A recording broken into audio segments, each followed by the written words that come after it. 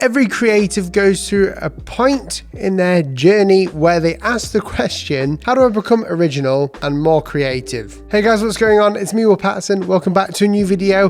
Today I'm going to be basically answering a question that a lot of you ask and I've been receiving a lot more over the past few years, which is how do you become more creative and more original in your art? This video is brought to you by Flexispot. If you want a sit-stand desk like I've been using, one that actually does it for you, it is perfectly controlled and it doesn't break the bank. Click the link down below in the description. So if you don't know, I'm a hand lettering artist and I've actually struggled with this same concept. Sometimes when I'm doing hand lettering, I'll take a lot of inspiration from someone else and I'll feel like that I'm not being very original with my work and I don't feel like my creativity is at its peak. And a lot of people feel this as well. So hopefully today I can help you out with that and I can help you understand more about what creativity actually is and what originality really is. There are tests that actually can show you how creative you are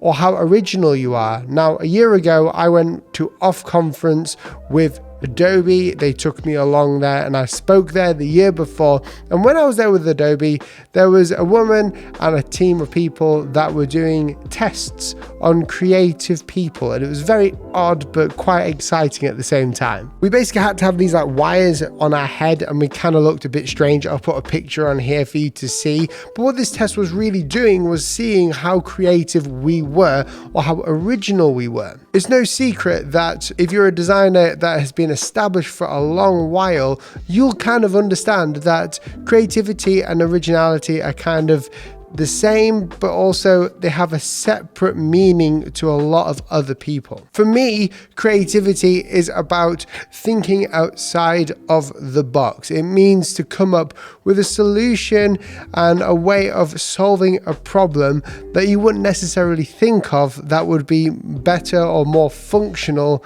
than you would normally do. For instance, a very creative yet original kind of way of databasing back in the 1950s was to create a computer to do it for us. Back then, people had to actually have data entry workers who would work on data entry and then they would have to like hand it in every day. And thousands of people were actually working at accountants doing all this data entry by hand and then having to rub out or erase all of the different numbers if they got something wrong. Well, when the computer came around, that was a creative way to use a computer or a creative way to change the sort of database accounting field. When we're coming up with designs and logo designs, it's all about solving a problem. When I'm being commissioned by a client for a logo or for a brand or whatever they're commissioning me for to do with brand identity, my first point of call isn't to think about the logo, but it's kind of to think about the problem solving of their brand. We get a lot of startups, we get a lot of companies who want to rebrand,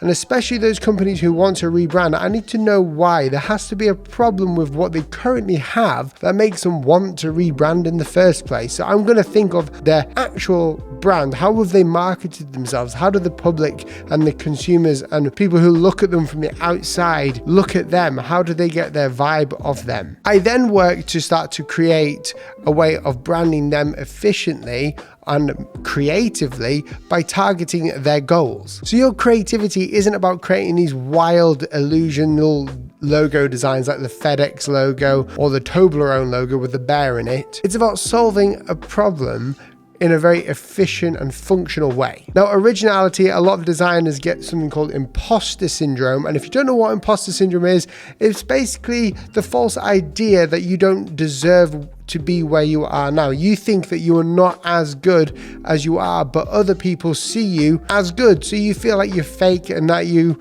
are an imposter in the field. And I can't tell you how many times me, myself, as a designer has felt that. Someone who works primarily teaching design, yet is self-taught, who owns a design agency, who designs for company brands, I sometimes and very regularly still get the idea in my head floating around that maybe I don't know what I'm doing. But then Luckily enough, all designers get this, and anyone who tells you they do not get that is either a sociopath or someone who thinks they're better than they actually are. Design, creativity, and everything else in the sort of graphic design sector and industry is all about a journey. It's all about people modernizing new things, taking an idea and making it functional for today's society. Now, originality is a bit different. When I did that test in Barcelona that I talked to you about, they found that I was more original than I was creative. So I understand why people are asking me these questions. In fact, I was the least creative person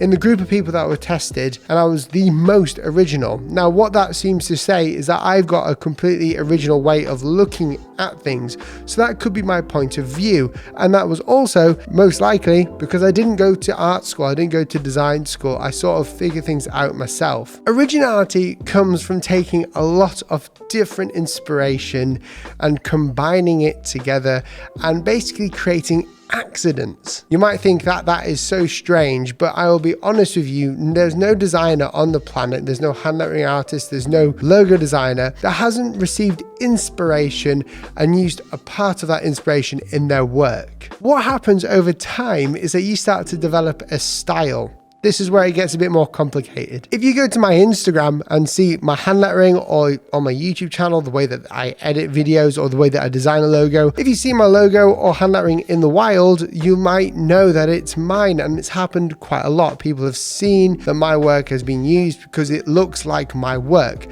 How do I get that? How can I sort of show you how to do that? Well, the answer is this. I get originality mainly from my mistakes. So the things that I don't like about a logo, people notice and they sort of like it, but then they can identify it to me. Originality is all about having your own little flair on it. Being more creative is about thinking more outside the box. For hand lettering, people know my compositions and the way that I draw letters. People know how I do logo design too. If you're someone who struggles to be more original, what I would suggest you to do is spend a lot of time working on your logos. Don't copy other designers, but use ideas that you've seen out there, use principles, use concepts, and execute them in a way that you feel is best. Originality comes from trial and error. It's completely trial and error for everyone.